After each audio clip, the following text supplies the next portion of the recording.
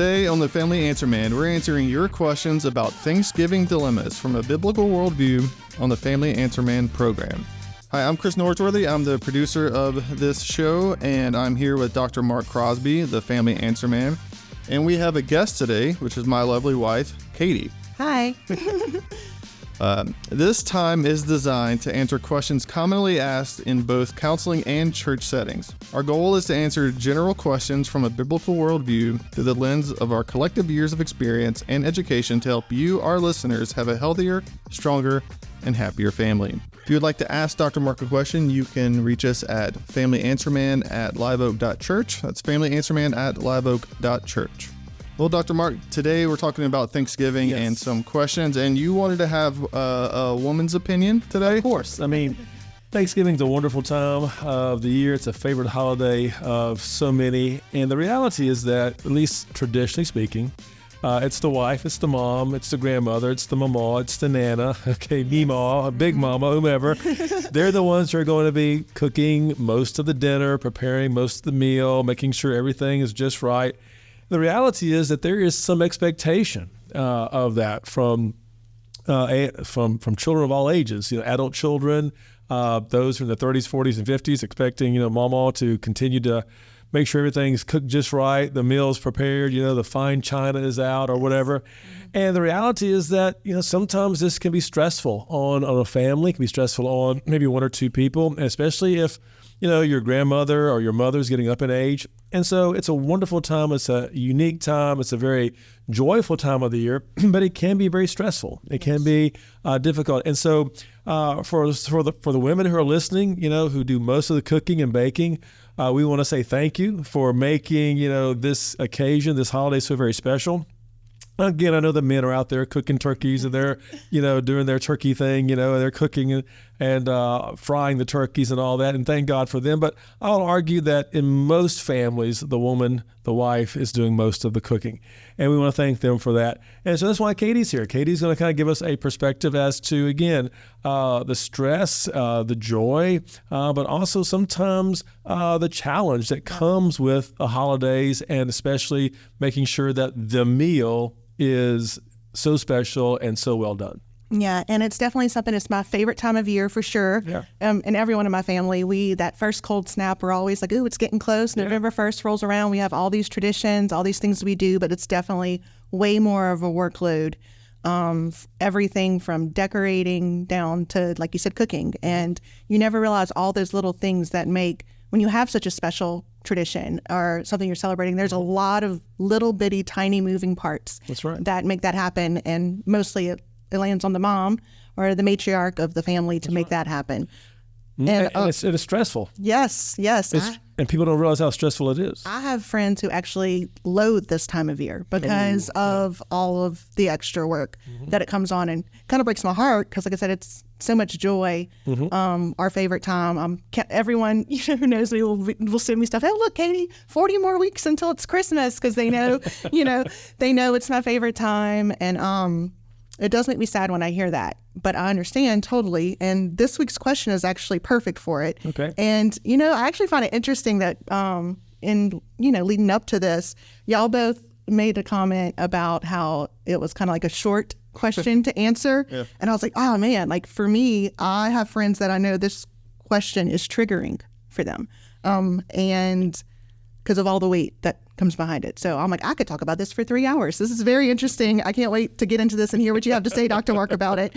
But this is a wonderful question someone wrote in, and it says, this Thanksgiving, my 84-year-old mother feels like she has to cook for my brother's family.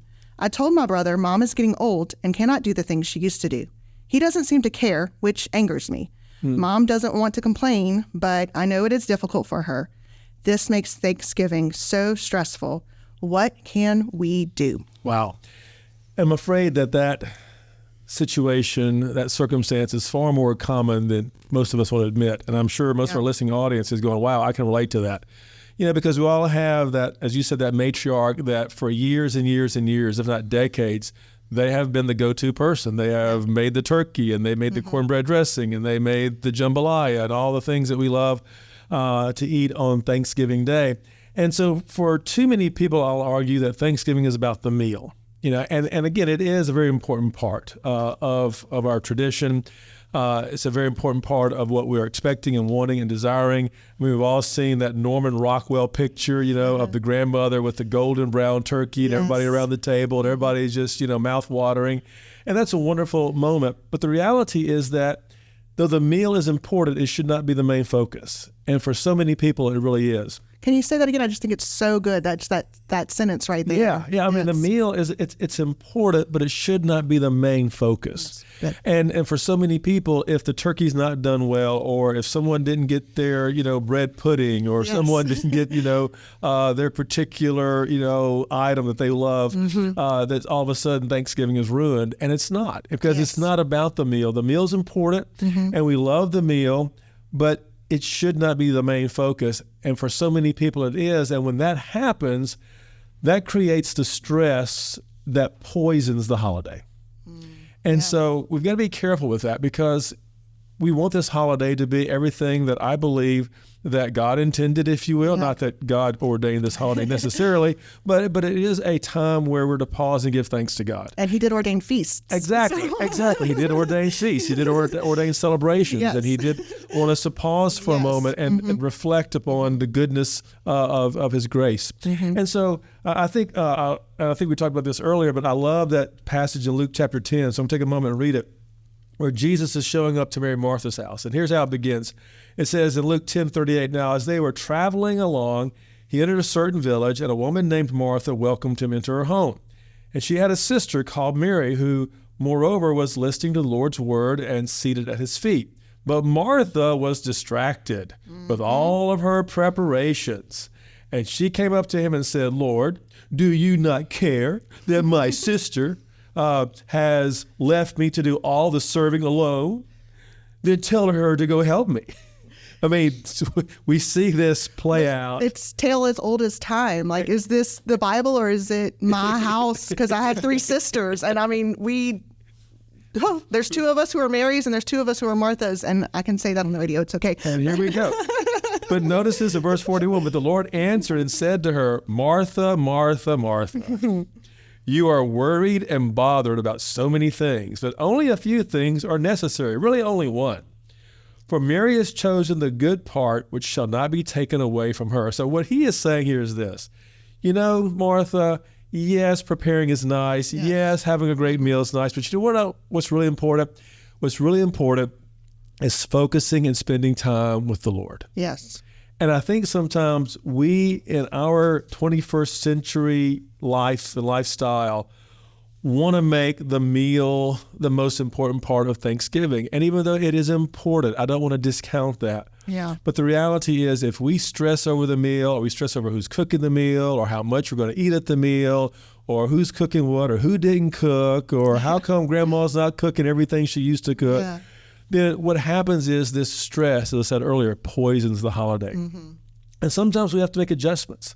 So in this case, mom is expected to make everything for Thanksgiving, because that's what she has done for the last, I'm going to guess, 40 to 50 years. Yeah. But now things have changed.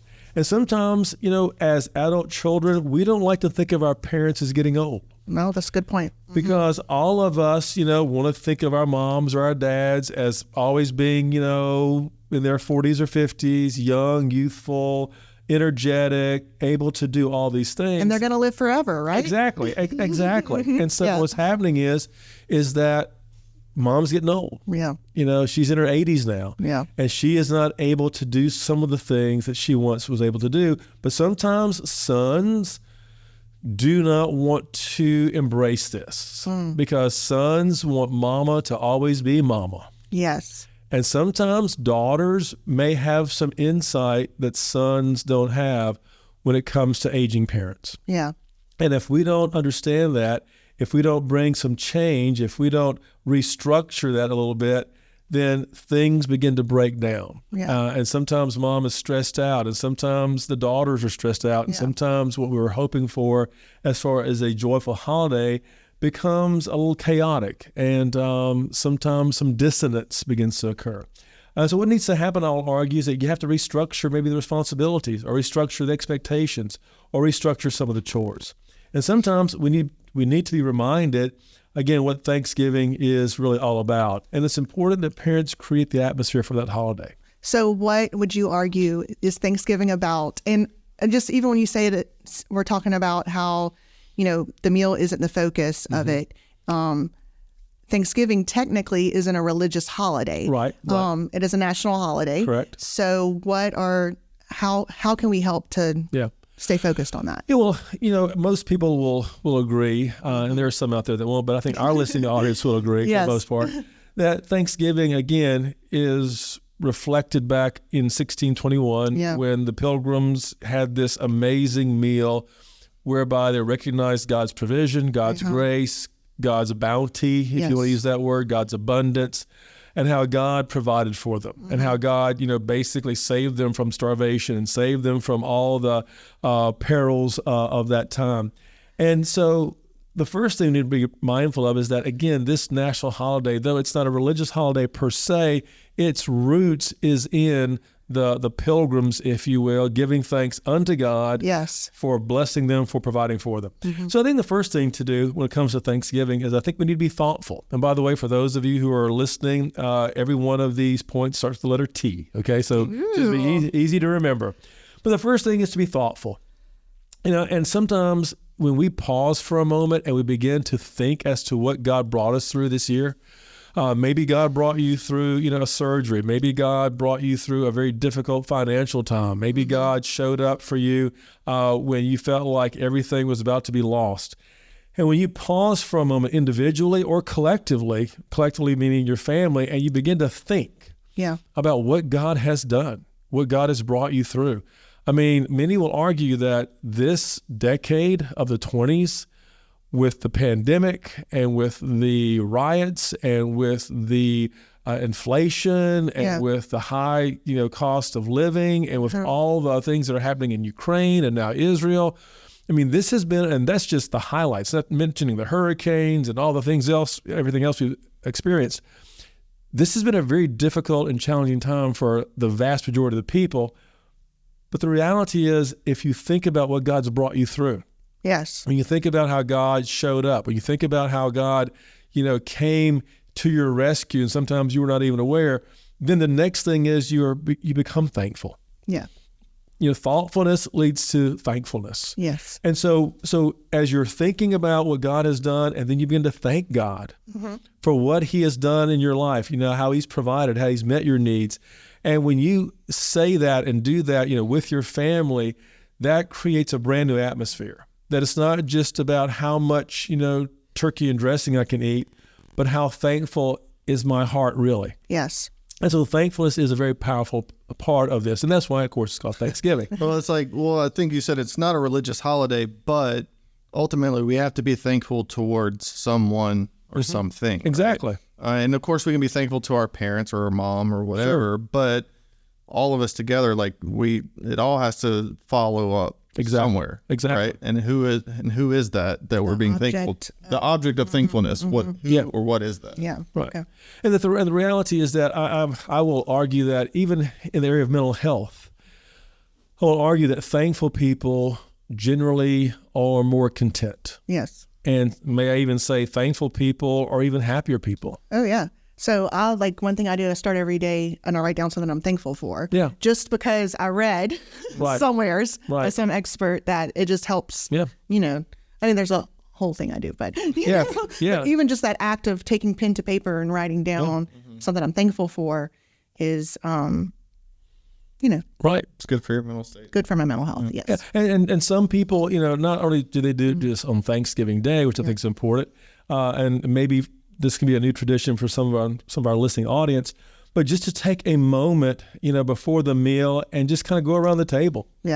And you don't have to give a dissertation, but maybe, 2 or 3 words. What are you thankful for? One year, I remember I just rolled out some craft paper on the outdoor kitchen at my sister's house, and I just put markers there and had the kids just write what they were thankful for. And I mean, it wasn't frame worthy, it wasn't Pinterest worthy, it got put in the trash at the end of the day, but it was that very specific thing, and the kids were younger at that time, to let them know, hey, we are all together, this is great, but we're going to take some time and we're going to write the things that we're thankful for. And I think that was fun help teach the kids. Yeah, and the thing is, again, it takes the focus off the food. Yes, The food. yes. Even though we love the food, we love good food. We live in South Louisiana, most of us who are listening, but the reality is we love to eat, we love our food, but it's not about the food. It's about being thankful for what God has done, how God has blessed.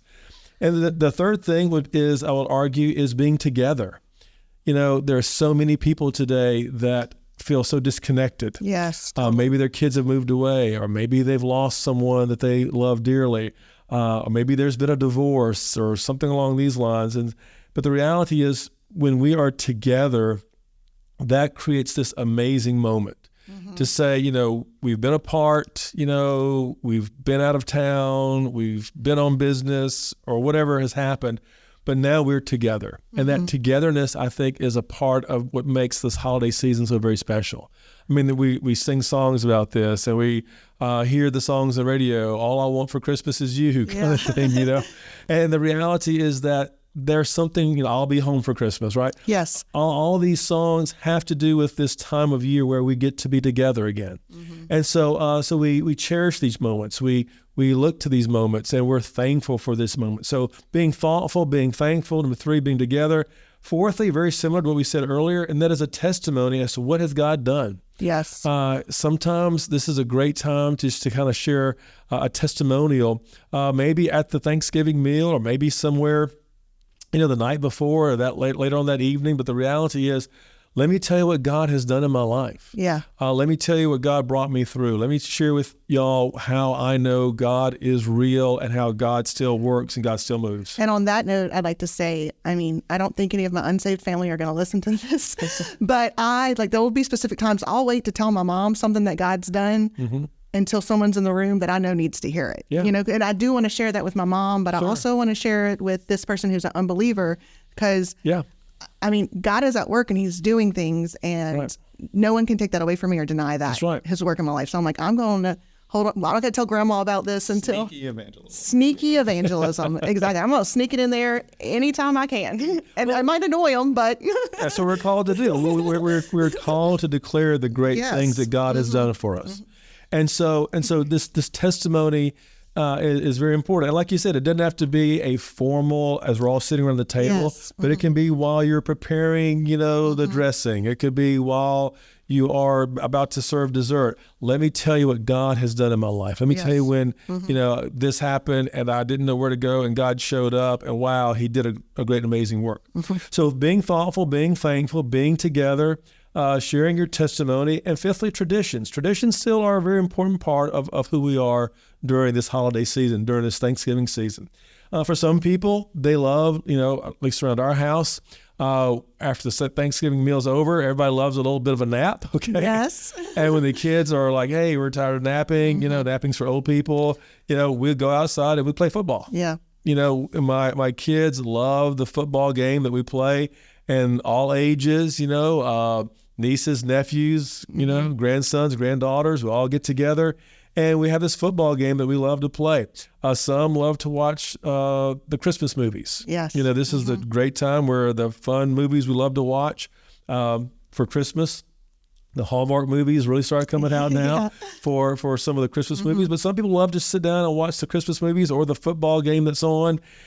And it's just being together, watching the games, playing football outdoors. Some love to put up the tree on Thanksgiving night or the day after Thanksgiving. So whatever your tradition is, enjoy it, make it happen.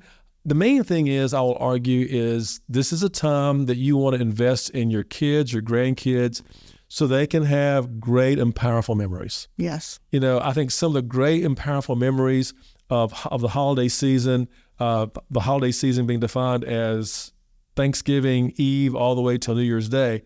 But this holiday season where traditions are formed, I know some of my happiest memories are during this time. Yeah. At my grandparents' house, enjoying being with cousins and friends and all the traditions that we enjoyed.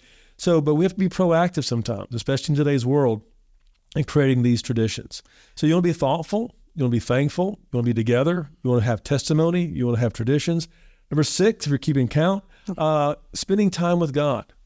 This is a great time, maybe the night before or the day of Thanksgiving or the day after Thanksgiving, during all the hustle and bustle and rush, to have that quiet time alone. Maybe you go outside on the back porch. Maybe you go outside on the patio. Maybe you just take a walk and just have some time with God, thanking God once again for all that you have, ever how great, ever how small, that the family, the friends, the opportunities, the job, the home, whatever it is that God has given you or blessed you with, just having that time with God. And I think that's really hard for the Marthas to do that. It is. In all their preparing, I'm just thinking I could just hear the Marthas in my life saying, oh, that must be nice to do that. Right. So great you can do that. Right. But notice what Jesus said here. Yes. Jesus said, she took the time, and he made it clear. He said, you know what, there's so many things here that you need to be mindful of. He says, only a few things are necessary. And then he paused and said, really only one. Yes. Mm-hmm. And so, all the Marthas want everything to be perfect, and I get that. God bless the Marthas. Mm-hmm. But Jesus is saying, you know what, when you stress out and you miss out on what's really important, then what good is that holiday? Oh, that's good. Mm-hmm. What good is that when you've stressed out and you've missed out? Yeah. One of the things that I, again, just really, am concerned about in our culture is what we've done to Christmas.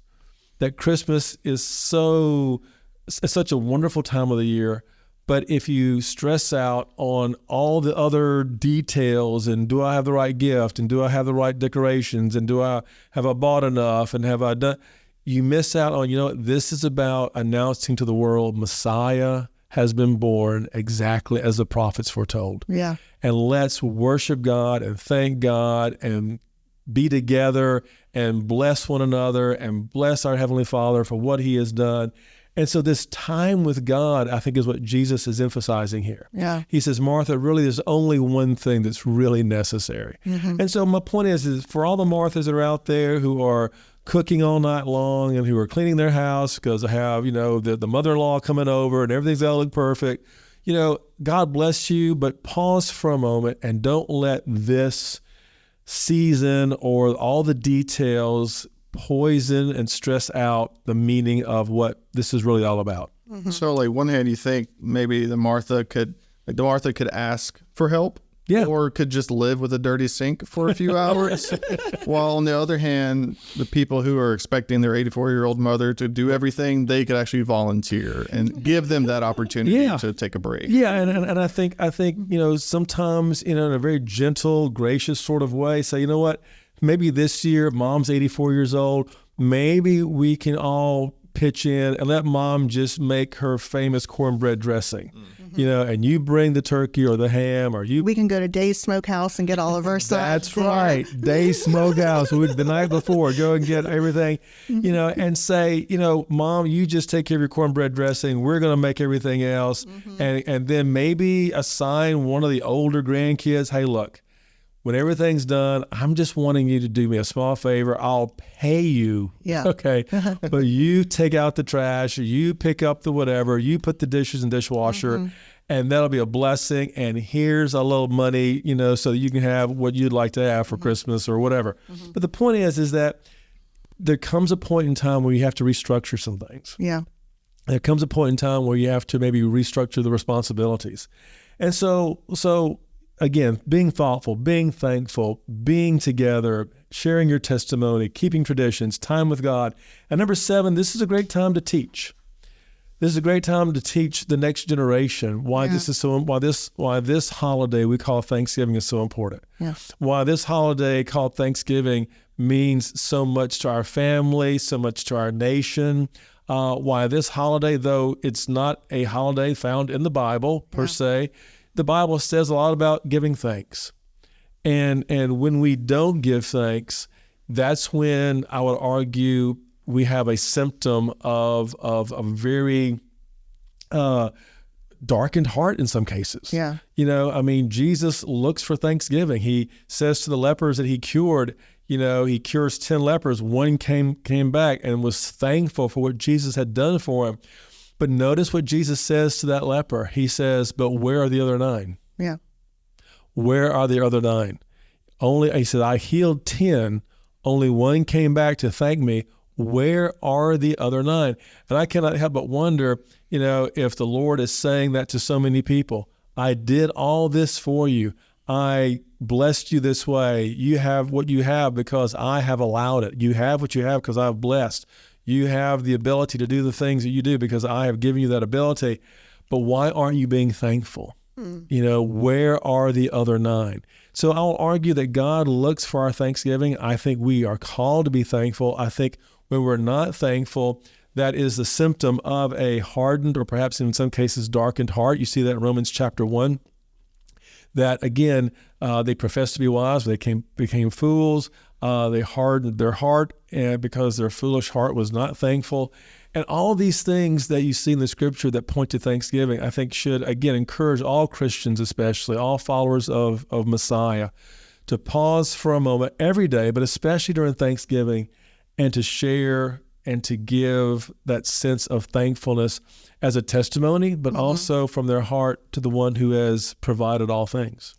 And I love kind of going back to before our list of the T's, you said parents are the ones that create that atmosphere. That's right. And especially with this last one, teaching.